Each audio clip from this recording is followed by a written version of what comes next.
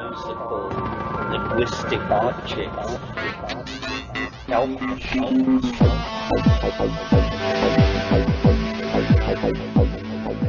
Greetings from Cyberdelic Space. This is Lorenzo, and I'm your host here in the Psychedelic Salon. So, how are you doing today? Hopefully, you aren't too tightly connected to your television set, because the screwheads who are pretending to run this country are doing their best to convince everybody that the sky is falling. Luckily for us, fellow saloner Patrick T. hasn't panicked, but instead sent us some of his hard-earned cash, which is definitely going to be used to keep the Psychedelic Salon coming your way each week. So thanks for your donation, Patrick. It's greatly appreciated. And Patrick also sent a message that is similar to quite a few emails that come in each week. Here's part of what he said. Lorenzo, thank you for the Psychedelic Salon. It is really such a treasure trove of information. I've been listening every day on my commute.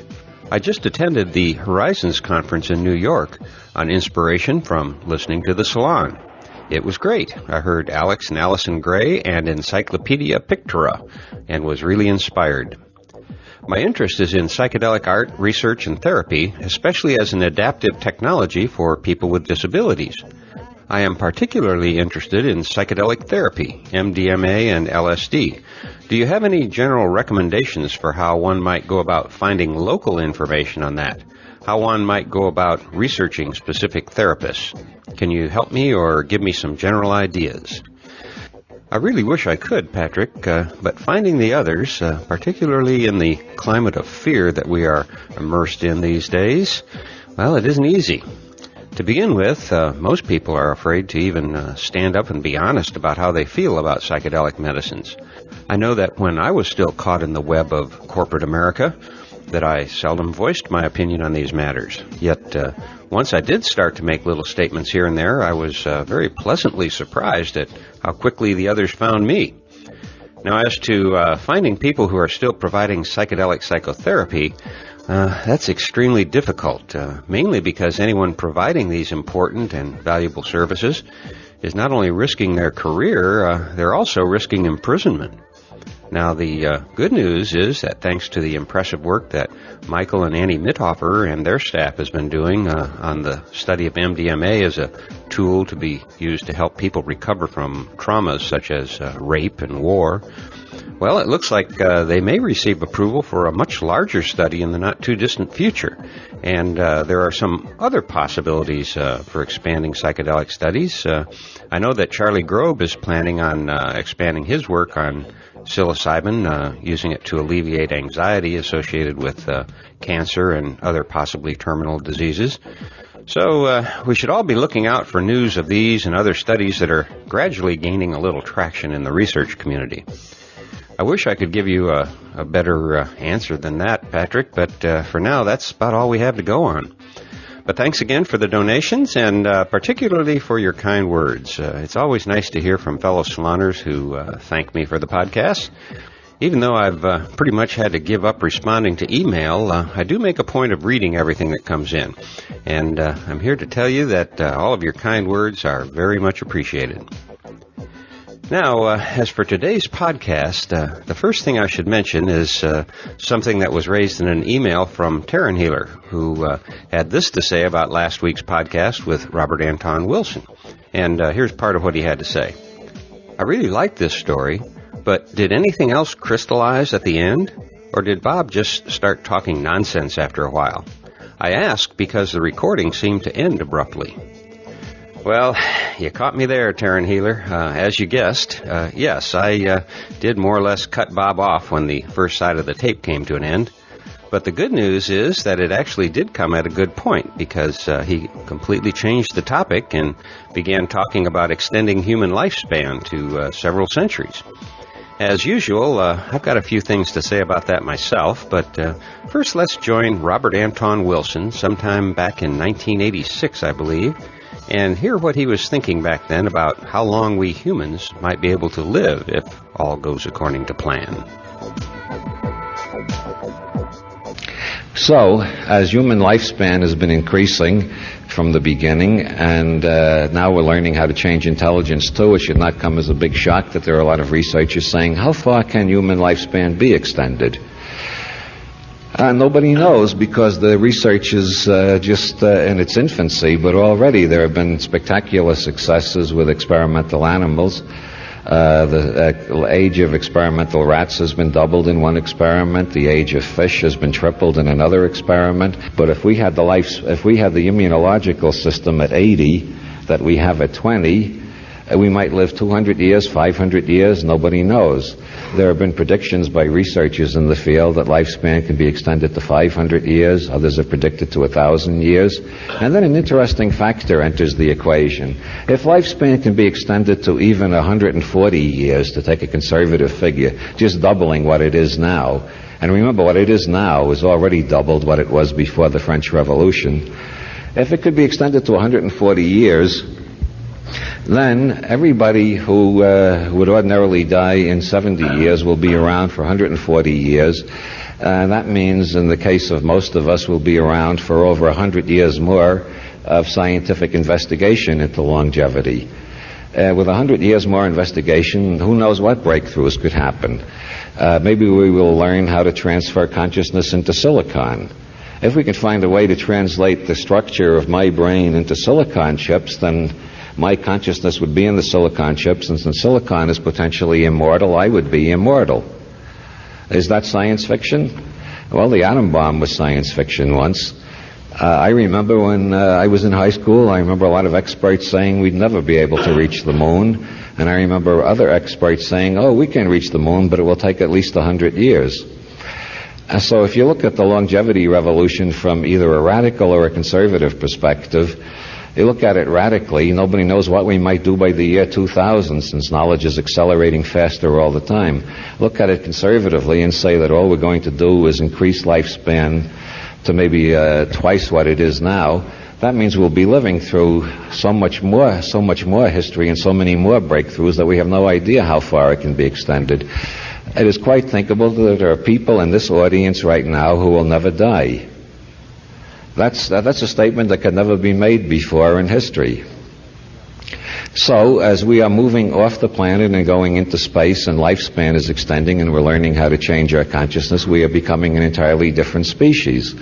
But that shouldn't be too much of a shock. We became an entirely different species in the way we behave, the way we related to one another, and in our whole cosmology when we graduated from being hunters and gatherers to the stage of the first Bronze Age agricultural civilizations.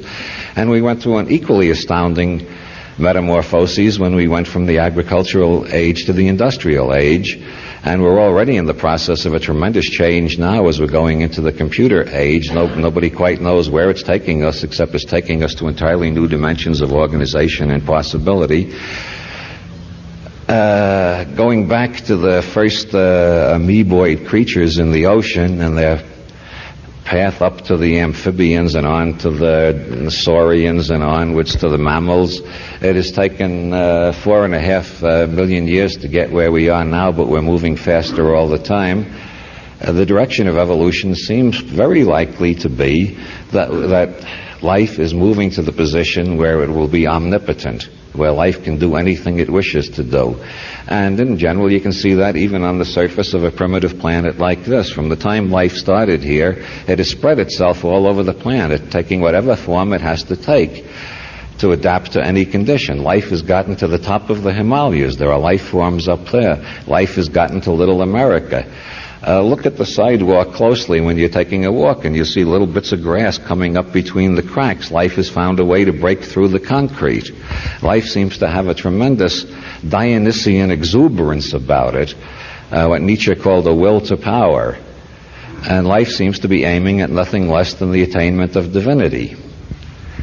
We are in the process, we are part of the process of evolution from amoebas to cosmic immortals. What are cosmic immortals? Cosmic immortals are creatures who live anywhere in the universe they damn well please, travel as fast as they want to, and never die. That's the old-fashioned, that's the idea of a god. A god goes anywhere, never dies, and moves as fast as a god wants to move. That is what we are evolving toward gradually. Most futurists do not make predictions that outrageous because futurists are trying to become respectable. Those of you who heard me in Boulder last night know that I have no desire to become respectable. I am in a much more dangerous business than that. I am trying to provoke new thoughts. Now, I have just given you an outline of history and a projection forward of where I think it's going. That is my reality tunnel. That is the way I put the facts together. Anybody here can put the facts together and make a different gestalt out of them, a different reality tunnel, and make different projections. As a matter of fact, the Club of Rome is a group of Italian futurists who are very good at examining the trajectories of history and concluding that in 10 years everything is going to go smash and the whole civilization will collapse entirely. Since we don't know what the future is until the future gets at us, and the future only comes at us one day at a time, which gives us a chance to adjust to it. Imagine if it arrived a year at a time. Fortunately, we only have to deal with it one day at a time. Since nobody knows what it's going to be, it seems that it is one of those areas which in sociology is known as the area of self-fulfilling prophecy. If people have a definite belief about what the future is going to be, that tends to produce that type of future. On the individual level, if you decide I can't pass the examination, you won't study. Why bother studying if you know you can't pass? So that'll be a self-fulfilling prophecy. You'll fail the examination. If you think they wouldn't hire me for a job like that, you won't go in for the job interview. On the other hand, somebody who thinks I'm just right for that job and I'll make them realize it goes in and gets the job. So a great many things are created by self-fulfilling prophecies. So I think the Club of Rome, by creating this prophecy that the whole of civilization is going to collapse in 10 years and we're going to be wrecked and we'll have no energy and we'll be back in the Dark Ages, they have created a momentum which can very well lead to that conclusion. I think by the same token, the kind of optimistic future scenario that I've been outlining can also be a self-fulfilling prophecy. If a lot of people think, yeah, I would like to live indefinitely, maybe you're not ready for immortality yet. Maybe the thought is metaphysically staggering. But if you think, yeah, I'd like to live a couple of 100 years. I don't want to die when I'm only 70, just starting to figure things out. And you think, yeah, I would like to get smarter. And yes, I would like to travel across galaxies like Captain Kirk. If you get excited by visions like that, and if enough people get excited by visions like that, and if you see far off ahead of those visions the evolution to cosmic immortality, then that too can become a self-fulfilling prophecy. It may have been innate in evolution from the beginning, or it may just have been invented by Nietzsche and a few other philosophers since Nietzsche. But it is possible. And the more people who are excited about it and believe in it and put their energy in it, the more likely it is to happen.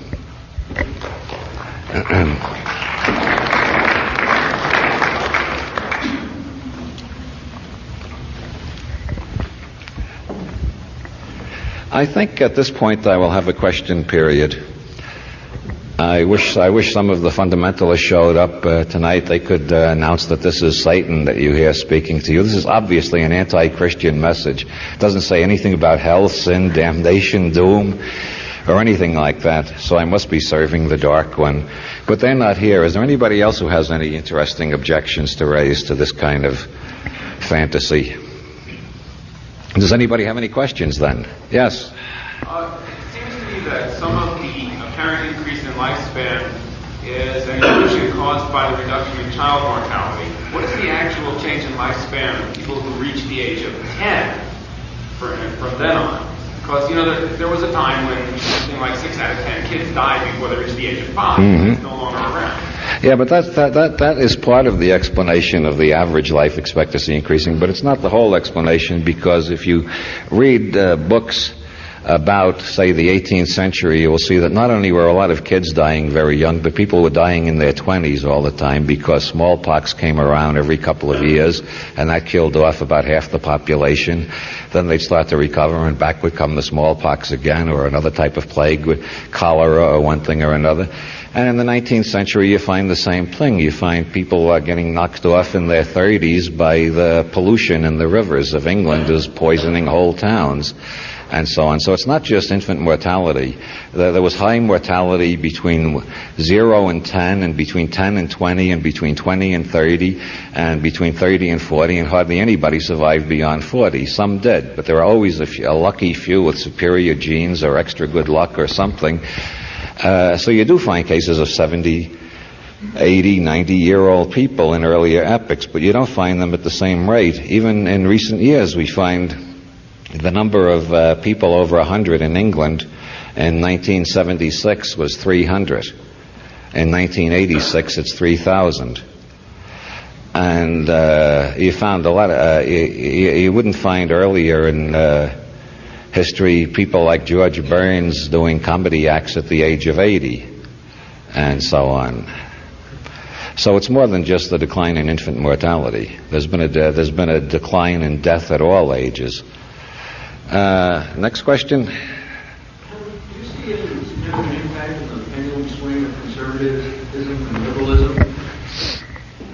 Every conservative thing now is sort of historically come and gone one way or another. How does that affect your vision of the future? Well, I think these pendulum swings are kind of local and short-lived. If you look at the pattern that I've been talking about, the doubling of knowledge, if you look at history from 1750 to the present, you got these pendulum swings of liberalism and conservatism, but the overall pattern has been one of increasing lifespan, increasing literacy throughout the Western world and then throughout the Third World too in the last couple of decades, in increasing optimism through most parts of the population. Surveys show that Americans have very little faith in their government these days, and people who only register that, who only ask that question in polls say, well, everybody is cynical and disillusioned. But then if you ask people what they think about their own lives, it turns out in polls over and over that people are more optimistic than they've ever been at any period of taking polls in the past. More people are more confident about their own ability to solve their own problems and make a good life for themselves. So I think the general, if you look from 1750 to the present, all these local conservative backswings are only a minor part of the melody. The general tendency is like Beethoven's Ninth. It's moving higher and higher and louder and faster and faster. And each conservative backswing is less conservative than the previous conservative backswing. Ronald Reagan is not nearly as conservative as the conservatives we had in the 1930s. He has never attempted to abolish Social Security. He has never attempted to return to pure isolationism. Just read the polemics written by Republican conservatives in the 1930s and compare them with Ronald Reagan's type of conservatism. Nobody really wants to go back to the conservatism of the past. It really is dead.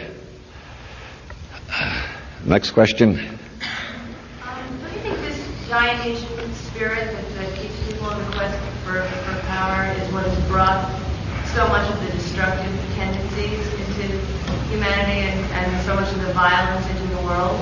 Do you believe that there is that destructive tendency in human nature, or that it's just a matter of choice?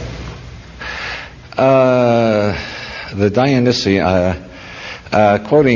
bringing in the Dionysian idea from Nietzsche, the Dionysian, the way Nietzsche uses Dionysian, it means ecstatic, as distinguished from Apollonian, which is rational. And if you read Nietzsche carefully, what he's basically trying to describe in those poetic metaphors are what we nowadays think of as linear left-brain thinking, which is the Apollonian, and right-brain holistic thinking, which is the Dionysian. And I think if you look at history as a whole, you'll find that both of them are subject to perversion, especially when they become ruling class ideologies. So you find some really nasty Apollonian-type civilizations and some really nasty Dionysian-type civilizations, and you find some very good civilizations of both of those types too. So I don't think you draw a line and say the Dionysian is good and the Apollonian is bad, or the Apollonian is good and the Dionysian is bad.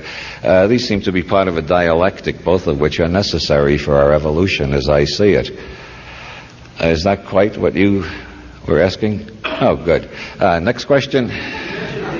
Information age, and I'm curious, what's life after the information age like, and maybe you can talk about the genetic and quantum explosions. research results? Well, yeah, what comes after the information age? That's the kind of question that has perplexed me a lot in the last 10 years. When I start projecting forward the scientific breakthroughs that I feel fairly confident about, when I reach about the year 2004, my mind goes blank. I can't imagine what happens beyond a certain point. Things are moving so fast that it gets harder and harder. You reach a point where it seems that all the utopian fantasies of the past are going to come true. That is assuming we don't screw things up and really wreck the planet first. And what happens after that? This is the kind of question I keep wondering about. Obviously, one of the things that's going to happen is that we're going to have genetic engineering, whether conservatives object to it or not. It's an interesting field for research. The possibilities are enormous. I think one thing that might happen is if it turns out that we cannot extend human lifespan beyond a certain point, let's say we can double it to 140, triple it to raise it to 400, but it can't go beyond that. And everybody finds out definitely there's no gimmicks, there's no ways of getting around it. 400 years is human lifespan, that's all we can have. Then the next thing will be, well, let's genetically engineer a new type of human being who can live longer than that. And that will be our gift to our posterity, to give them an indefinitely long lifespan if ours has to remain limited. And that's the kind of genetic engineering experiments I'm sure are going to be done. In quantum physics, I have a very strong hunch, based on conversations with physicists and teaching seminars with physicists in various places. We are very soon going to learn how to access the zero-point energy. And the zero-point energy is derived from Heisenberg's equations. And it seems that when we find a way to access the zero-point energy, we will have so damn much energy that everything that's happened in previous history will seem picayune by comparison. One physicist I know named Jack Sarfati has calculated that when we access the zero-point energy, we will be able to extract from 1 cubic centimeter, tiny little bit of pure vacuum, we'll be able to extract from that enough energy to run all the factories that now exist for the next 15 trillion years. Now that's a hell of a lot of energy. And if you got 2 cubic centimeters, you got twice as much energy as that. And we've got a lot more. We got millions of cubic centimeters to work with. So I think we're approaching the level where we'll have so much energy that all the cries about an energy shortage of the 1970s will seem like a comedy in retrospect. Not only that, but leaving aside quantum matters, Bucky Fuller calculated in the 70s the known energies that we can access, not including zero-point energy and quantum mechanics, known energies that we can access.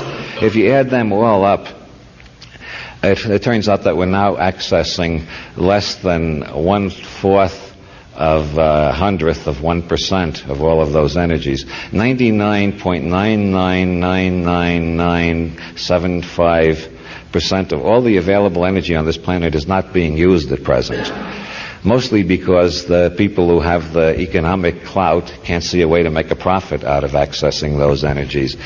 Carl Hess has a solar-powered house in Virginia, but the monopolies keep putting ads in the papers and magazines telling us we can't have solar power yet. It'll take 40 years more of research. The reason they're doing that is it will take 40 years more of research for them to figure out how to put a meter between the sun and us so they can charge us for it. And so most of the energy available is not being used yet. It will be used when the petroleum starts running out and people are really desperate.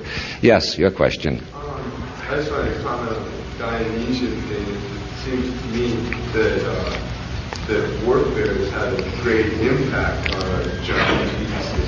1900 and 1950. World War I and II brought us into flight, and to an extent brought us into space, mechanized engines on boats, was actually in large part responsible for the jump of Jesus, which might reconcile warfare with progress to Yeah, that's what's known among mystics as a dark saying. It's kind of uncomfortable to think about those interconnections. I just touched on that briefly when I pointed out after the doubling of knowledge in 1750, we had all those revolutions, the American Revolution, the French Revolution, and all the subsequent revolutions. Those things brought in a great new age of democracy, or as the Marxists would say, bourgeois democracy. But they brought in the Bill of Rights and a lot of civil liberties traditions I find very wonderful, and I'm very glad we got them. If you look what the world was like before we had those traditions, you wouldn't want to go back there. And yet those revolutions all involve bloodshed. They all involve people killing one another.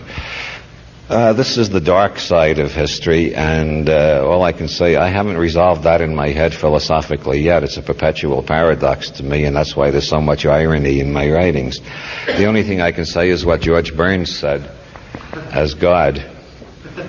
In God 2, when the little girl asks him why there are so many bad things in the world, he says, well, I still haven't figured out a way to make something with only one side.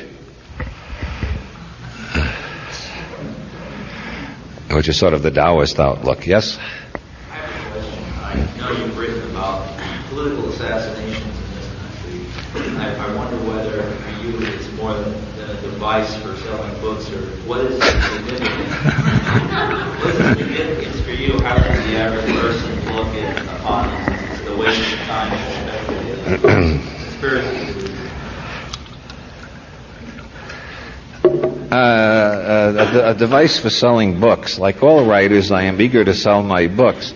But whenever people say, do you do this just to sell books, I get this weird feeling that, Jesus, I wish I knew how to sell books. I mean, if I really knew how to sell books, I'd be a lot richer than I am. No, I don't do anything to sell books. I hope my books will sell, but while I'm writing the books, I am carried along by other processes that involve the two sides of the brain working together, and the conscious and the unconscious, and I never know what's going to come out until it's finished. That's what's known as the creative process. If you knew what you were doing, it wouldn't be creative. It would just be rote work. One of the reasons I write about conspiracies so much is because I am interested in different levels of thinking, and I have observed that many people don't know the difference between an assertion and an argument. And so I have written my books using conspiracy theories and other gimmicks to make clear the difference between an assertion and an argument. So that if you accept things as assertions, you turn the pages, you find a little bit later they're just assertions. There's no evidence for them whatsoever. I would like the readers of my books to come out, if they read enough of them, with a clear idea of what's an assertion and what's an argument, and then beyond that, if they can see the difference between a legal argument and a philosophical argument, they will have gone a little further. And if they can see the difference between a scientific argument and a philosophical argument, they will have gone a little further. And then when they can distinguish between a scientific proof, a philosophical proof, a legal proof, and a bland assertion like God told me to tell you, then they will have achieved a certain increase in intelligence, and I will feel proud of my work. And that's what I'm trying to do in bringing up controversial subjects, is teach people to look at controversial subjects in a clear way. Professional conspiracy buffs, they put together 10 statements on a page. One of them may have some validity. The others are pure assertion, and they get away with this because most people don't know how to tell an assertion from an argument. Every lawyer knows this. You get people in court and you try to restrict them to plain facts, and they think the judge and the lawyers are conspiring against them because they can't insert all their prejudices into the record like they're accustomed to doing in ordinary conversation. And not that the legal system is a model of clarity, but most people aren't even equipped to deal with that. If they try to deal with scientific questions, they'd be even more aghast. Most people just have no concept of how foggy their own thinking is, and how much emotionalism and prejudice is leading them around all the time. And I do find it appalling. A lot of conspiracy buffs take advantage of that. I lived through the McCarthy era, and one of my friends was in the 1960s accused of being involved in the Kennedy assassination, and he went crazy because of that. And I am a very firm believer and that part of the Old Testament which says, "Thou shalt not bear false witness against thy neighbor." And I have a real repugnance for people who make wild and reckless charges. So that's why I keep coming back to conspiracy theories. Next question. A bit about what would you call the next step after the information age? And I would like to suggest that you call it the choice age, the age of choice, because that we get to a point where our bodies aren't that important and we're able to just choose the reality that we want. So everything else becomes rather irrelevant. The second thing I wanted to say has to do with medicine. And I'd like you to talk about the future of medicine for a little while, if you would, because I see a change in paradigm coming that has to do with medicine that is, what are you looking for? I was wondering if there was a chair up here. Medicine that we... I'll sit here. My question was about medicine and health. In the past, doctors have tried to make us well, and we've waited around for them to do that. In the future, I think we will just change our own lives and start approaching our own health and let doctors just go do their own thing. Well, my first comment on that is, as I said earlier, scientists are human beings too. And I think one of the most important things that's happening at present is scientists are learning that they're human beings and are learning to see more clearly how their prejudices can deceive them too. It doesn't just happen to lay people. And I think a classic example of that is the fact that homeopathic medicine in this country has virtually been extinguished. You can hardly find homeopathic physicians. People who go to homeopathic physicians are regarded as eccentric or desperate or something like that. And yet in England, homeopathic medicine is just as respectable as allopathic medicine, the kind of medicine we have here. Why is it in one country you have one type of medicine, allopathic, and in England you got a choice. You can use either allopathic or homeopathic, and it's not considered weird. This happens to be a historical accident. It happened because the royal family happened to believe in homeopathic medicine, so the allopathic doctors could not conspire to make that look like a crank movement and drive it underground as they did with homeopathic medicine here. And the same thing is happening. For years we believed the Orient was backwards compared to us, so nobody studied Chinese medicine. Now acupuncture and many other types of Chinese medicine are becoming better known. So I think as far as the paradigm changing, the change has already started to happen, and it's going to happen faster. People are getting more open-minded and more willing to try alternatives, and that's going to force the medical profession itself to become more open-minded, or they're going to lose more and more clients. More and more people tend to go to herbalists or body workers or postural integration therapists or try alternatives, and it quite often makes a lot of sense. On the other hand, I am a bitter opponent of either-or thinking and easy dichotomies. If A is right, B must be wrong. I don't like that kind of thinking at all. I think there's a great deal of value in orthodox American medicine. I think people who never go to an MD may be running serious risks. I'm in favor of trying everything and see what works best. I think that's really the emerging paradigm, is open-mindedness rather than saying either this or that. We used to believe in this, now we won't believe any of it. We'll try the exact opposite. The universe doesn't seem to work that way. Generally, the truth turns out to be not either A or B, but something that transcends both A and B and includes them. I think Hegel noticed that before me, actually. That's the dialectic. Next question? Yes?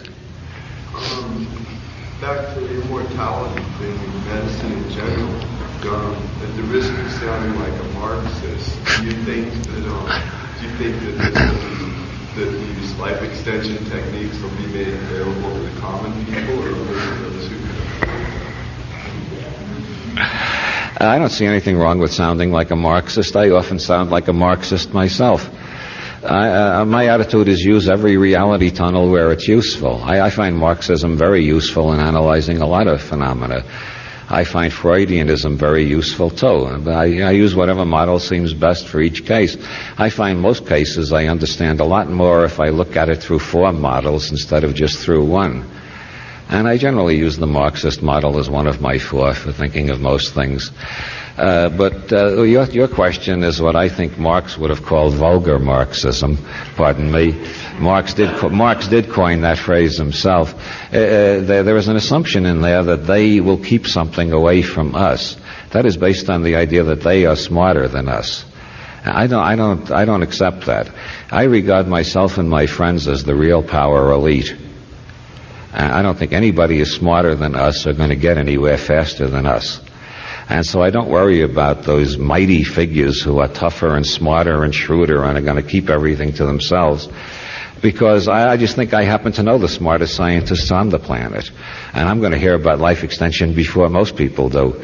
And I'm going to spread the word as fast as I can. Meanwhile, I think that field will turn out to be very much like automobiles or computers or most other things in modern technology. Henry Ford was the first one to discover you make a hell of a lot more by making cheap cars and selling them to everybody than you do by making expensive cars and selling them only to millionaires. And that's why there are so many cheap computers around now, because that knowledge is spread beyond the automobile industry. As soon as life extension technology is achieved, in a laboratory, the next thing they'll do is find out how cheap they can sell it, because you make a lot more by selling to 8 billion people on the planet than you make by selling it to 20 billionaires. And so I'm not really worried about that scenario. Yes? I have some problem with any notion of them at all. In fact, the more we think of everybody as us, we're starting to change. Yes, I agree absolutely. I think we should think of the human race as one family. I just happen to think that my particular section is the smartest part of the family, but that's... Yes? Given what you said about political stupidity and about the information age that's coming up, can any kind of political structure or power elite survive the upcoming information explosion? Well, I don't think so. I think they're all going to collapse. I don't know what's going to replace them. I'm still working on that problem. But it seems to me every existing political system and every existing political theory is based on assumptions that are, well, some of them go back 2,000 years, some of them go back 6,000 years, some of them go back to when America was an agricultural nation before the invention of the automobile. There are hardly any political theories that are contemporary with 1986. The people who are trying to think of a political theory contemporary with 1986, like Marilyn Ferguson and F.M. Esfandiari, come up with wild scenarios which I don't think are going to be anything like what will emerge. I think what will emerge will be a synergetic product that astonishes all of us. But it will be much more libertarian than anything we've had in the past. For two reasons. People are getting more literate all over the world. No, more than two reasons. Literacy is spreading faster and faster. There are more and more university graduates everywhere. It's happening, in the United States, 4% were university graduates in 1900. Now it's around 60%. And the same thing is happening in the rest of the world at a slower rate. Literacy is spreading into all the parts of the third world where everybody was illiterate 20 years ago. You got increasing literacy. So we're getting more and more literacy, more and more education, more and more communication, and at the same time, these Jeffersonian 18th century ideas are getting around more and more. And the consciousness revolution, modern psychology, the I-squared function, learning how to change your own nervous system, is getting around more and more. So you're getting more and more people who demand the right to choose and demand options and choices and demand not to be given orders all the time. And so I think the authoritarian structures will find it harder and harder to govern the people of the future. They just won't know how to control the population of the year 2010. By 2010, I think the human race will be ungovernable. At the point where government breaks down, the only alternative to chaos is intelligent negotiation. And if you look up the entry under my name and Who's Who, where nowadays they allow you to add a philosophical comment after your biography, my philosophical comment is, let us all study the art of negotiation. I think that's the most important art to learn for the future, because less and less will be decided by force, more and more will be decided by negotiation. And we should all learn to be good negotiators. Next question. Speaking of us and them, what do you see coming along the future that don't keep them from blowing us up? Well, I think what has kept them, if we must talk that way, what has kept them from blowing us up is John von Neumann. John von Neumann designed the first programmable computer, and then he invented game theory, mathematical game theory, which he then showed could be applied to war games.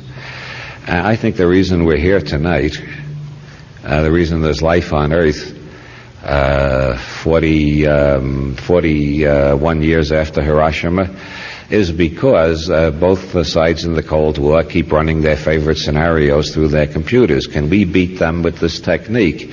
And the computers, which are not politically prejudiced or partisan, play out the war game and say, no, you can't beat them with that technique. With that technique, you'll get trashed too. So then they go back to the drawing board and calculate for another 5 years, how can we get the jump on them? And they feed this to the computers, and the computers say, no, that way you will not win either. That way you will be killed along with them. And that's why we're still here. And I think that's what's keeping us alive. The more they analyze war games with scientific techniques, the more they realize what Einstein and Bertrand Russell and all 12 intelligent people on the planet realized in 1945, which is that there are no winners in a nuclear war. I think that message will eventually get through, and I even suspect that it is beginning to get through. I think some of the recent negotiations at Geneva show a slight sense that they're not faking so much, that they are they are trying to learn how to negotiate with each other instead of just bluff each other. Maybe I'm being over-optimistic. I'm often accused of that. Next question. Do you know what's happened to that software that Timothy Leary was co-authoring, he said last year? Yeah, I heard it would be out in November. The latest news I heard was that it would be out in March. This is March 1st. Keep inquiring at your computer store. That's all I can say. What was the other question? I don't know about that. I haven't heard about that. I saw a great tarot deck by Salvador Dali recently, though. Any of you who are into collecting tarot decks, some people do that as a hobby, make sure you get the Dali deck. It's one of the most mind-blowing. And I'm not being paid a commission by the Salvador Dali estate. That's an unsolicited testimonial. Next question. Do you have any thoughts on the Hopi prophecies? The Hopi prophecies? No, I don't know. One is that we disrupted a basic order by taking rocks from the moon, and that we are doomed unless we return them to the moon. And the other one is that container full of death will fall from the sky and cause the oceans to boil. Well, I don't know anything about the Hopi prophecies. I'm not even very good at Nostradamus. I read Nostradamus, and I can't make head or tail out of it, and I can't tell whether he's right or wrong. And that type of thing, that type of thing seems to fall into the area of assertion that I was talking about before. It has nothing to do with argument, legal, philosophical, scientific, or any type of argument I recognize. It's just assertion. And assertion can come true. If I assert I am going to leave here and have a drink very soon, I can make that assertion come true, but that's not an argument. And an assertion can come true, but nobody knows until it does come true. I may decide not to leave here and have a drink. I may decide to leave here and have a cup of coffee. Assertions you can't say anything about. It's a question of take it or leave it. You can't prove them or disprove them. So I don't know. Well, I'll see. If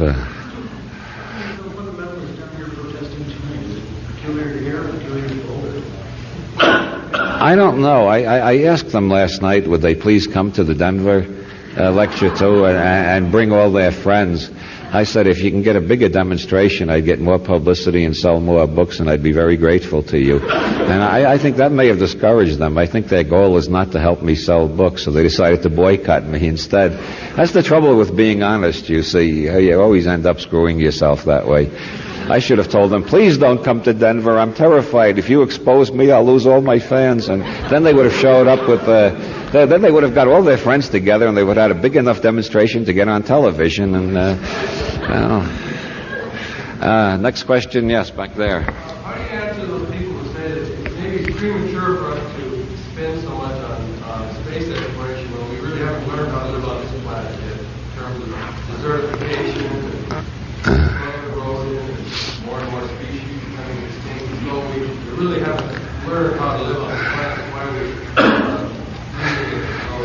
soil's at? Well, I don't think. I think that's based on a false dichotomy. We've already got part of our technology in outer space right now, and the idea that leaving the planet means leaving the planet is oversimplified. How many people are going to leave the planet perpetually? I think in the next 40 years, a lot of people will be living and working in space part-time, but they'll probably return to the planet. The idea that it's like saying, why leave Europe and go to the United States on a lecture tour? Shouldn't you solve the problems of Europe first? I do everything I can to solve the problems of Europe. I lecture wherever they ask me to lecture over there. But I don't feel I'm deserting Europe when I spend a few weeks visiting the United States. I don't think Europe and the United States are that far separate. They're part of one system. And I don't think Earth is that separate from the rest of the solar system. It's part of one system. And the idea that leaving Earth means abandoning Earth, actually leaving Earth to use interplanetary technology will benefit Earth tremendously by bringing us cheaper power, more power. In Colorado, you got all the sunlight you need for solar power, but in a place like Ireland, solar power is totally a lost cause there because it's damp and rainy most of the year. But Ireland can have as much solar power as Colorado if it's beamed down from outer space. And I really think that the surface of a planet is not the best place for a growing technology. Technology gets increasingly risky, and it should be moved away from human beings. If we got to have it on this planet, which I don't think we do, but if we did have to keep technology on this planet, I think there should be laws that the people who own the factories have to live within half a block of the factories. I think if everybody who owns shares in atomic energy plants had to live in a circle around the atomic energy plants, then they might be a lot more careful. But meanwhile, I think it's much safer to move heavy technology off the planet entirely.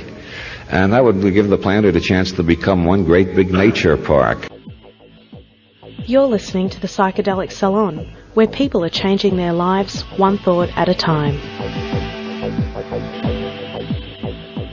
Well, where to start, huh? There was a lot of ground covered just now, so it's hard to decide what to comment on first. For example, I was intrigued by his comment about zero-point energy. And while that is a subject that doesn't quite fit in our normal discussions here in the salon, I do want to note that the field of unlocking some of the laws of physics dealing with dark energy has become very exciting lately. And if this is a topic you want to learn more about, a good place to begin is obviously Wikipedia, where you can find quite a few external resources and links about that subject. But one of the most important things you can do right now, that is if you're interested in living a little longer than the 66 or so years that is the current world average lifespan, and that kind of stops me in my track because I'm 66 now, so I guess I'm already lived the average current world lifespan. But anyhow, for you, a good thing to do would be to begin paying attention to what is going on with the International Codex Commission, which is, of course, being enforced by the good old World Trade Organization. And unless you've been on another planet for the last few years, you've most likely heard about the soon-to-be enforced ban on all vitamin and mineral food supplements. Now, while I still find it hard to believe that these knuckleheads are actually going to let the regulations go into effect at the end of next year, nothing can surprise me much anymore. And why should you worry about the availability of food supplements, you might ask? Well, one reason is that recent studies have shown that the average nutrient value for most fruits and vegetables found in U.S. supermarkets has gone down by over 50% since the middle of the last century. And while modern agriculture is good at producing large quantities of food, it isn't very good at raising food that contains all of the vitamins and other nutrients required for long and healthy lives.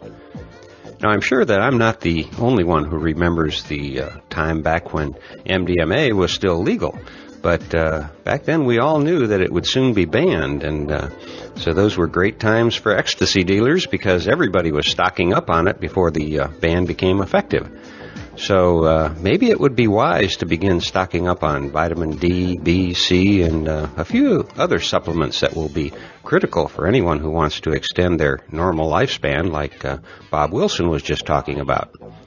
At least the psychedelic community shouldn't be very deeply affected by this ban because, heck, we've been buying our pharmaceuticals from the underground all of our lives. In other words, we won't be needing to go to blackmarketvitamins.com because we've already got our connections. So don't be surprised in a few years when the U.S. News is reporting on an outbreak of street dealers selling vitamin C to school children. You may be laughing at that statement, but be careful that you aren't laughing too soon. And just in case, maybe you should start looking for your underground vitamin connection now, before they're added to the list of beneficial substances that the screwheads in Washington and in our state capitals want to keep away from you. For your own good, of course, and maybe also for the good of the pharmaceutical companies who are bribing our politicians night and day. Okay, that's the end of my political rant, at least for today. I guess good old Bob Wilson got me going when he was talking about a Club of Rome prophecy that said everything was going to hell in a handbasket. And although this talk was recorded in the mid-1980s, it now appears that he got his facts correct, but was just a little off on timing. Timing, is everything. And several of our fellow saloners over the past year or so have offered to give our Notes from the Psychedelic Salon blog a more modern look and feel.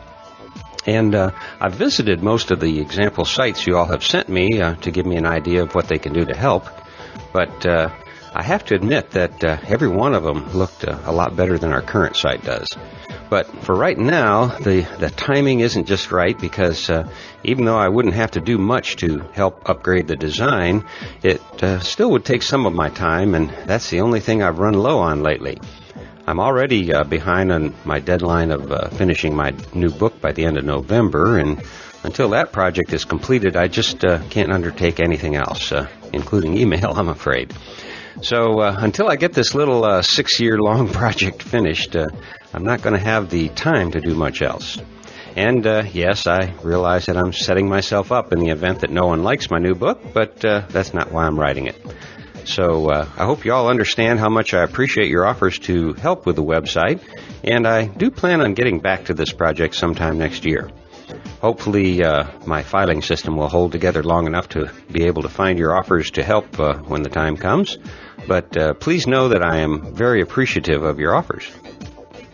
Now, one last thing I want to touch on, and it's something we haven't talked about much here, but I know it's of interest to many of our fellow saloners because you also listen to my friend KMO on his C-Realm podcasts, which in my humble opinion are among the best interview programs around on any media. The topic is the possibility of a technological singularity, and there's a conference dealing with that topic that some of our fellow saloners might be interested in. So let me just read a short announcement about what is called the Singularity Summit, and it's going to be held on October 25th from 9 a.m. to 5 p.m. At the Montgomery Theater in San Jose, California.